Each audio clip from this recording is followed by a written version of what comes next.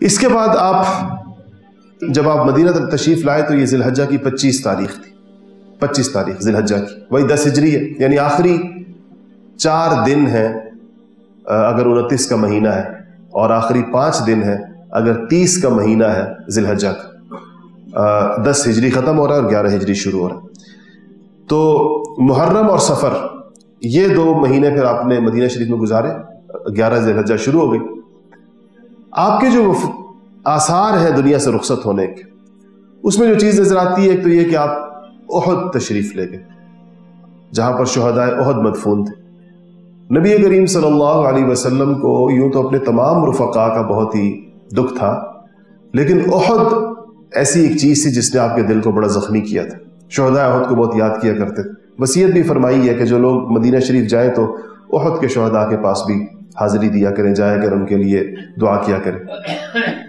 تو آپ احد تشریف لے گئے اور بہت دیر تک آپ اس گنج شہیدہ میں، شہیدوں کی اس جگہ کے اندر آپ دعائیں فرماتے رہے ان کے لیے، اور یہ بھی فرمایا وہاں پر یہ الفاظ تھے کہ انتم السابقون، اے احد والو تم پہلے جانے والے ہو، وَنَحْنُ بِكُمْ إِنْ شَاءَ اللَّهُ لَاحِقُونَ، اور ہم بھی تمہارے پیچھے پیچھے آ رہے ہیں، ہم بھی ادھر ہی آ رہے ہیں جہاں پر تم۔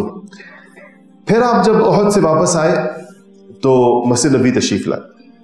اب یہ رخصتی کے جس کو کہنا چاہیے کہ آثار، آپ تشریف لائے واپس اور آپ نے ایک خطبہ ارشاد فرمایا، ممبر پہ تشریف فرما ہوئے مسجد نبی کے، اور ایک خطبہ ارشاد فرمایا۔ آپ نے فرمایا کہ انی بین ایدیکم فرط وانا علیکم شہید، میں تم سے پہلے جانے والا ہوں، صحابہ سے کہا تم سے آگے جانے والا، فرط کہتے ہیں جو آگے پہلے چلا جاتا ہے، تم سے آگے جانے والا ہوں، وانا علیکم شہید، اور میں تمہارے اوپر اللہ کے دربار میں گواہیاں دوں گا، تمہاری گواہی دوں گا۔ اور ظاہر بات ہے کہ یہ گواہی ایمان کی ہوگی، یہ گواہی رفاقت کی ہوگی، یہ گواہی وفا کی ہوگی۔ وَإِنَّ مَوْعِدَكُمْ الْحَوْض، اور میری اور تمہاری ملاقات اب حوض کوثر پر ہوگی۔ وَإِنِّي لَأَنظُرُ إِلَيْهِ مِن مَّقَامِي هَذَا، اور کہا کہ میں یہاں بیٹھا، اس ممبر پہ بیٹھا ہوا، اس جگہ بیٹھا ہوا اپنی آنکھوں سے حوض کوثر کو دیکھ رہا ہوں، مجھے نظر آ رہا ہے۔ اور کہا کہ اللہ تعالیٰ نے قَدْ أُعْطِيتُ مَفَاتِحَ خَزَائِنِ الْأَرْضِ، اور اللہ جل شانہ نے مجھے زمین کے خزانوں کی کنجیاں عطا فرما دی، اور وہ اس کا اظہار پھر عمر فاروق اور عثمان غنی اور سیدنا امیر معاویہ کے دور کے اندر خوب ہو گیا، پورے خزانے زمین نے اگل کے صحابہ کے قدموں میں ڈال دی، اسی کی طرف اشارہ کیا کہ خزانوں کی کنجیاں زمین کی دے دی گئی ہیں۔ وَإِنِّي لَسْتُ أَخْشَىٰ عَلَيْكُمْ أَن تُشْرِكُوا بَعْدِي، مجھے تمہارے بارے میں یہ اندیشہ نہیں ہے کہ میرے بعد تم لوگ شرک میں مبتلا ہو جاؤ گے، اس کا اندیشہ نہیں ہے، تمہاری توحید پکی ہے، شرک میں تم مبتلا نہیں ہوگے۔ ولیکن میں تمہارے بارے میں کس چیز سے ڈرتا ہوں؟ اخشى علیکم الدنیا، میں تم سے دنیا کے بارے میں ڈرتا ہوں۔ ان تنافسوا فیہا، کہ تم کہیں ایک دوسرے کے ساتھ دنیا داری کے مقابلے نہ شروع کر دو، دنیا داری میں ایک دوسرے سے آگے بڑھنے کی تم لوگ کہیں کوشش نہ شروع کر دو، پھر کیا ہوگا؟ فتہلکوا کما ہلک من کان قبلکم، پھر تم بھی ویسے ہی ہلاک ہو جاؤ گے جیسے تم سے پچھلے ہلاک ہوئے تھے، اسی دنیا داری کے مقابلوں میں جس طرح پچھلے ہلاک ہوئے تھے پھر تم بھی ایسے ہی ہلاک ہو جاؤ گے۔ یہ آپ نے اس خطبے کے الفاظ اس میں سے جو آپ نے ارشاد فرمایا۔ تو پھر حضور کے غلام تھے، ابو مویہبہ نام تھا ان کا، اس ابو مویہبہ کو رسول اللہ صلی اللہ علیہ وسلم نے کہتے ہیں کہ مجھے آدھی رات کے وقت حضور نے یاد کیا۔ اس کے بعد میں حاضر خدمت ہوا تو حضور نے فرمایا کہ مویہبہ، مجھے یہ حکم دیا گیا ہے کہ میں جاؤں اور جا کے بقی والوں کے لیے دعا کروں، بقی میں جو لوگ مدفون ہیں ان کے لیے دعا کروں، ان کے لیے مغفرت طلب کروں۔ تو کہتے ہیں کہ وہ کہتے ہیں ہم گئے، رات کو گئے بقی میں، اور وہاں جا کے نبی کریم صلی اللہ علیہ وسلم قبروں کے درمیان کھڑے ہو گئے اور آپ نے وہاں پر دعا کی۔ پھر کہتے ہیں میری طرف متوجہ ہوئے اور مجھ سے کہا کہ مویہبہ، مجھے اللہ پاک نے دنیا کے تمام خزانوں کی کنجیاں پیش کی اور اختیار دیا کہ طویل عافیت والی، سہولت والی، راحت والی، خزانوں کے ساتھ والی زندگی آپ اختیار کیجیے اور اس کے بعد جنت آپ کو ملے۔ یا آپ ابھی اللہ سے ملنا چاہیں گے؟ دو اختیار ہیں. ایک یہ کہ آپ کو ابھی تک تو حضور کی زندگی آپ نے دیکھا نا، مالی اعتبار سے ایک تنگی کی زندگی تھی، کیونکہ جو کچھ آتا تھا خرچ ہو جاتا. تو کہا کہ اللہ نے اختیار دیا ہے کہ ایک زمین کے تمام خزانے آپ کے ہاتھ میں ہوں، لمبی طویل زندگی آپ کو دی جائے، اور اس کے بعد آپ جنت میں تشریف لائیں. یہ آپ کو پسند ہے یا ابھی اللہ تعالیٰ کی طرف تشریف آوری پسند کریں گے؟ تو کہا موہبہ میں نے ابھی اللہ کے پاس جانا پسند کر لیا ہے. تو میں نے لقد اخترت، الفاظ یہ ہیں لا واللہ یا ابا. تو کہا کہ موہبہ کہتے ہیں کہ جب انہوں نے کہا کہ مجھے پہلے فرمایا کہ مجھے یہ اختیار دیا، تو موہبہ کہتے ہیں کہ میں نے کہا کہ یا رسول اللہ، آپ میرے ماں باپ آپ پہ قربان ہو، آپ طویل زندگی کے بعد جنت پسند فرما لیتے. ظاہر صحابہ چاہتے تھے حضور ہمارے درمیان رہے، غلام تھے. کہ کہا کہ رسول اللہ طویل زندگی اس کے بعد جنت والا جو اختیار تھا وہ استعمال فرماتے. تو کہتے ہیں آپ نے فرمایا لا واللہ یا ابا موہبہ لقد اخترت لقاء ربی والجنہ، میں نے اللہ کی ملاقات اور جنت کو پسند کر لیا، فوری ملاقات اور جنت کو. تو بقیع سے واپس تشریف لائے. اب یہ سفر کی 29ویں تاریخ ہے، میں آپ کو تاریخ وار بتا رہا ہوں ساری تفصیل. سفر 11 ہجری شروع ہو گیا، محرم کا مہینہ گزر گیا، سفر کی 29ویں یعنی گویا کہ سفر کا آخری دن، آگے ربیع الاول شروع ہو رہا ہے. ایک صحابی کا انتقال ہوا اور نبی کریم صلی اللہ علیہ وسلم ان کے جنازے کے لیے بقیع شریف تشریف لے گئے، جنت البقیع. اس جنازے سے یہ جو 29 سفر کو ہے، گویا کہ وفات مبارک سے 13 دن پہلے کی بات. 13 دن 12 ربیع الاول کی وفات ہے نا، 13 دن پہلے کی بات. اور اگر 30 کا ہوا وہ مہینہ فرض کیجئے تو پھر 14 دن پہلے کی بات. کہ آپ جب اس سے بقیع سے واپس آ رہے تھے تو آپ کے سر میں درد شروع ہو گیا، اور اس درد کی وجہ سے بخار ہوا اور بڑا تیز بخار ہوا. تو گھر آئے تو عجیب اتفاق تھا کہ حضرت عائشہ صدیقہ کے حجرے میں تشریف لائے تو ان کے سر میں بھی درد تھا. تو وہ حضرت عائشہ نے سر باندھا ہوا تھا، اور جس طرح عربی میں کہا جاتا ہے اور عورتوں کو واہ رأساہ، ہائے میرا سر.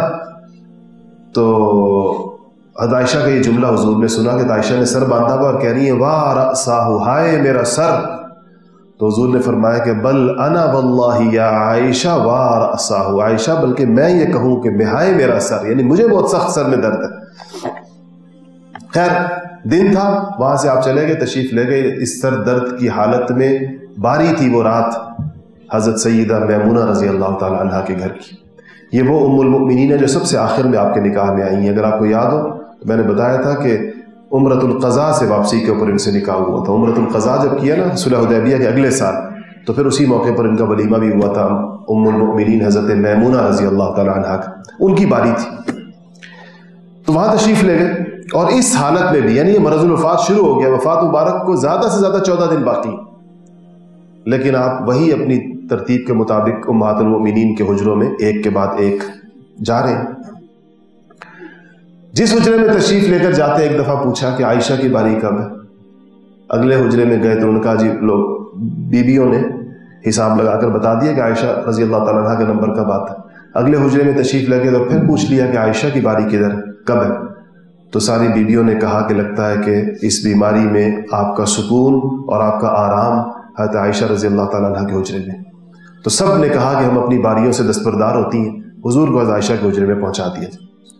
تو آپ نے کمزوری تھی، اپنے بھتیجے حضرت علی رضی اللہ تعالیٰ جو بھتیجے بھی تھے اور داماد بھی تھے، اور دوسری طرف فضل ابن عباس جو حضرت عباس کے بیٹے، اب وہ بھی آپ کے چچا زاد بھائی ہو گئے، ان کو آپ اور حضرت علی وہ بھی آپ کے بھتیجے نہیں چچا زاد بھائی ہیں. تو دو چچا زاد بھائیوں کے ساتھ ایک طرف ابو طالب کے بیٹے سیدنا علی کرم اللہ وجہ، اور دوسری طرف حضرت عباس کے بیٹے فضل ابن عباس رضی اللہ تعالیٰ. ان دو کے سہارے سے آپ قدم مبارک بالکل گھسیٹتے ہوئے، جیسے نقاہت کی وجہ سے آدمی کمزوری ہو جاتی، آپ آئے حضرت عائشہ کے حجرے میں تشریف لے آئے. اور یہ پیشن گوئی تھی آپ کی. آپ نے فرمایا تھا کہ نبی دو باتیں ہوتی ہیں، کہ ایک تو یہ ہے کہ نبی جہاں فوت ہوتا ہے، پہلے بتایا تھا، اس کو وہیں دفن کیا جاتا ہے. تو در حقیقت یہ تو یہ اس جگہ نے آپ کا مدفن بننا تھا، آپ نے یہیں پر آپ کی قبر مبارک بننی تھی، تو اس کے لیے اللہ پاک نے وہاں پہنچایا.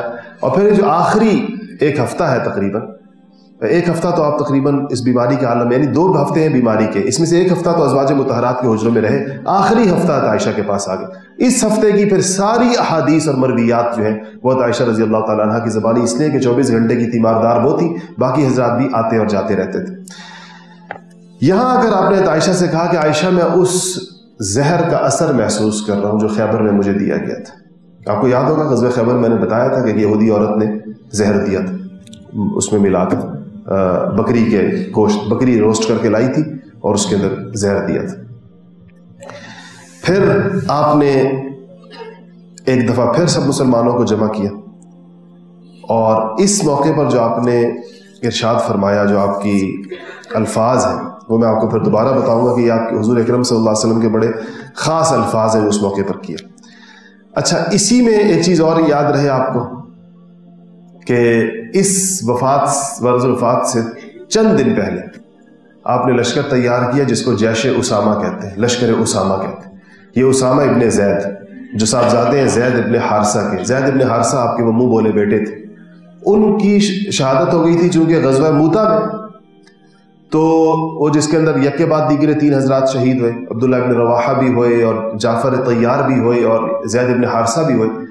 تو یہ 17 سال کے ہیں یا 16 سال کے ہیں یا 18 سال کے ہیں زید ابن حارثہ، یہ اسامہ ابن زید رضی اللہ تعالیٰ عنہ، ان کی لشکر بنایا گیا۔ اس لشکر میں تقریباً تمام عشرہ مبشرہ ہیں، عمر فاروق بھی ہیں، خالد ابن ولید بھی ہیں، ابوبکر صدیق بھی ہیں، یہ سارے حضرات اس لشکر میں ہیں، اور اس لشکر کا امیر بنایا حضرت اسامہ ابن زید کو، جن کی عمر اس وقت 17 سال ہے۔ یہ صحابہ کی تربیت تھی اور یہ صحابہ کا نظام تھا کہ وہاں یہ سینیارٹی کی بنیاد کے اوپر کوئی مطالبہ نہیں کرتا تھا۔ خالد ابن ولید اس موتا سے، خالد ابن ولید ہی کو اسی موقع پر سیف اللہ کا لقب ملا تھا، اور وہ اس موقع کے اوپر مسلمانوں کو انتہائی کامیابی سے لے کر آنے میں کامیاب ہوئے تھے۔ خالد نے نہیں محسوس کیا اس بات کو کہ میں پچھلے مارکے میں اتنی بڑی داد شجاعت دے چکا ہوں اور اب ایک 17 سال کے بچے کو ہمارے اوپر امیر بنا دیا گیا۔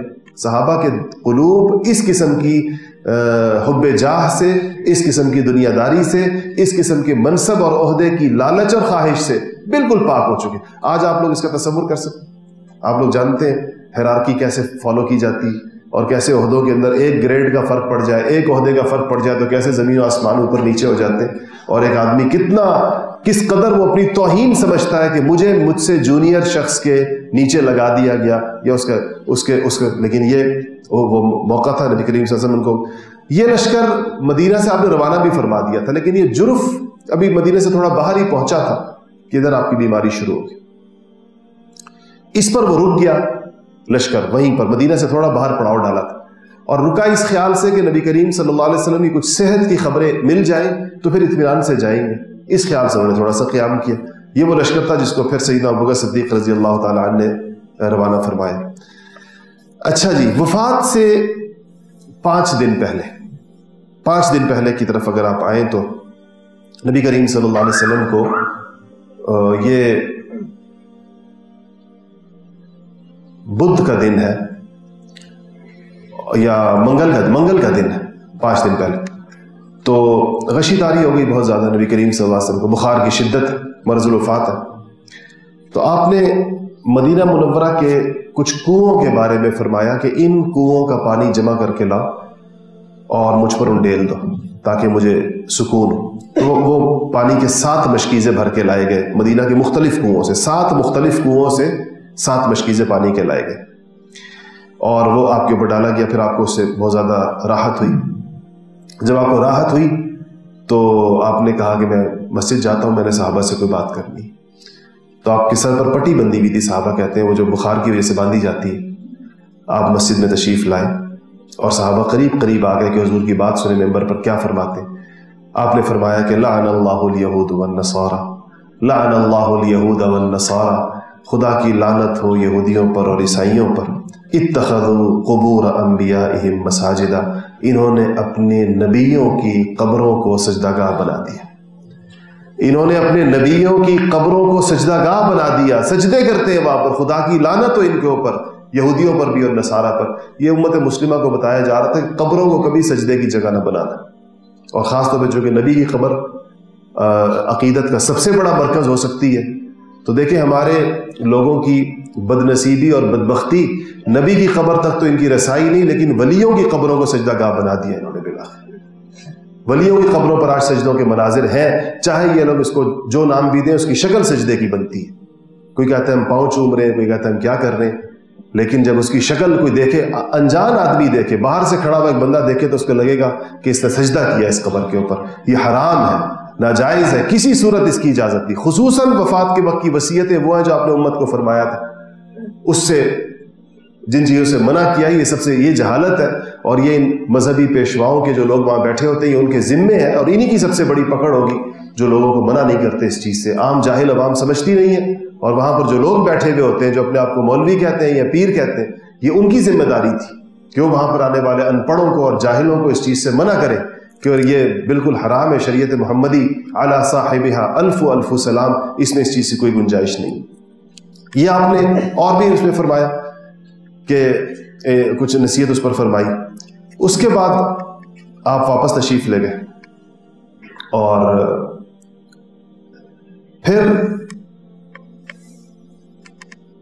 حضرت فضل رضی اللہ تعالیٰ نے ایک اور ساتھ روایت فرماتے ہیں، امام بخاری نے بھی لکھا ہے اس کو، کہ جب یہ بات آپ نے کی تو اس کے بعد آپ نے کہا کہ سب لوگ بیٹھ گئے، یہ بات آپ نے ان کو نصیحت فرمائی، پھر آپ نے فرمایا کہ یہ لوگ ایھا الناس، سارے صحابہ موجود ہیں جو اس وقت، میں نے اگر کسی کی پیٹھ پر کوئی درہ مارا ہو زندگی میں تو یہ میری پیٹھ حاضر ہے وہ اپنا بدلہ لے لے، اور اگر میں نے کسی کو برا بھلا کہا ہو تو میں بیٹھا ہوا ہوں، وہ مجھ سے اپنا بدلہ لے لے، میری آبرو حاضر ہے، یعنی میں اس کے سامنے حاضر ہو کہ وہ جو میں نے اس کو ایسا کوئی ناجائز برا بھلا کہا ہو تو اس کا انتقام لے لے، اگر میں نے کسی کا مال لیا ہو تو میرا مال حاضر ہے، آج مجھ سے میرا مال لے لو، اپنا حق لے لو، اور اگر کسی کو یہ خیال ہو کہ آج میں یہ اعلانات کر رہا ہوں تو کوئی بندہ کھڑا ہو کر کہہ دے گا کہ آپ نے مجھے مارا تھا، یا آپ نے مجھے برا بھلا کہا تھا، یا آپ نے میرا پیسہ دینا ہے،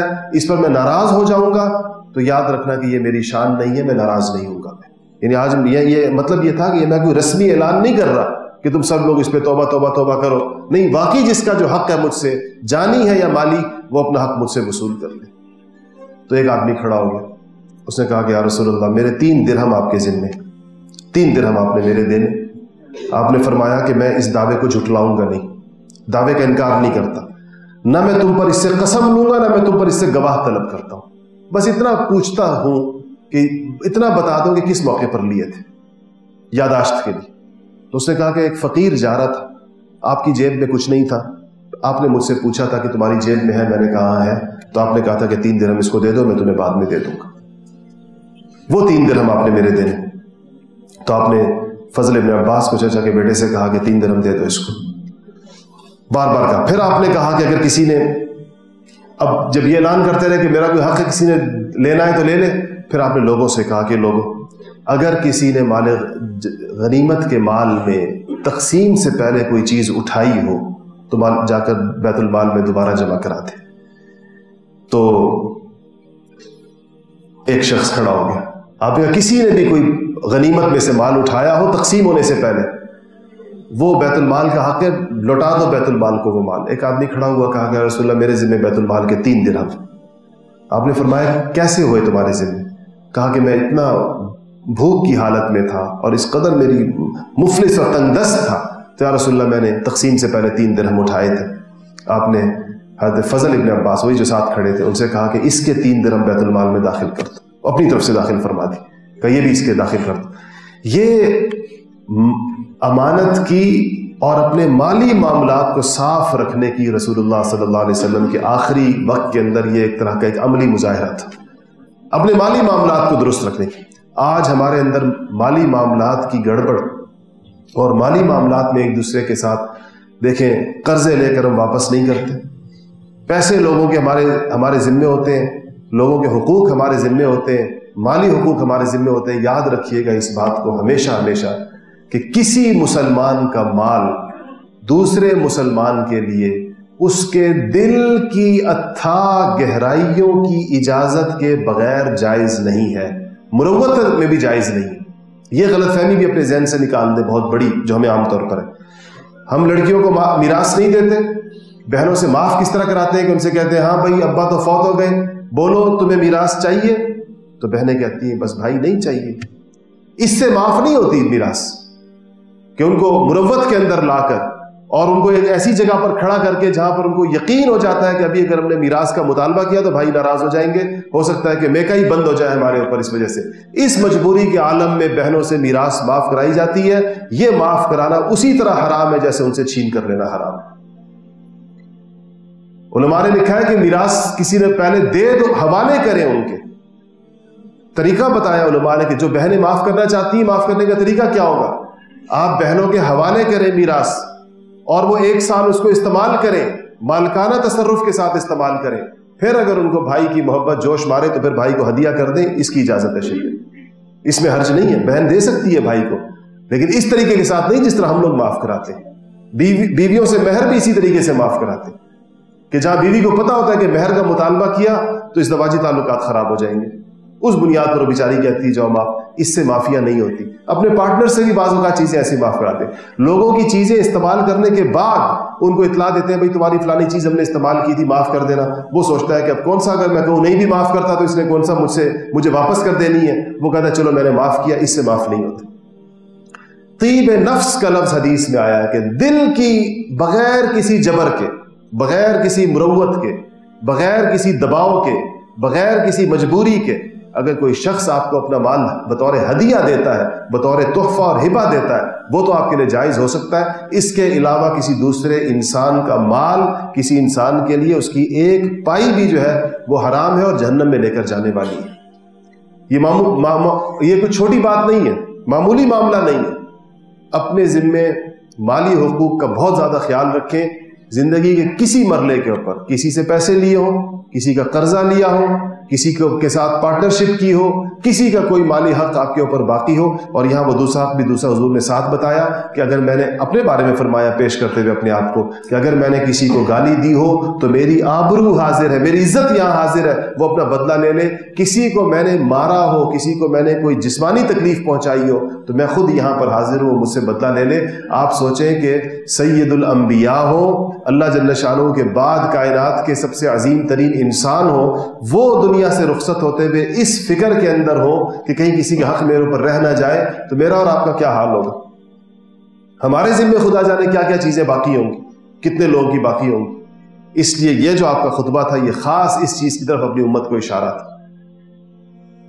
اس میں یاد رکھیے گا کہ جہاں ہم لوگ ملازمتوں کے اندر بھی یہ معاملہ ہوتا, سرکاری ملازمتوں میں, پرائیویٹ ملازمتوں میں, ہمارے پاس لوگوں کے مال آتے ہیں. جن کمپنیوں میں ہم کام کر رہے ہوتے ہیں ان کمپنیوں کی چیزیں ہمارے پاس ہوتی ہیں.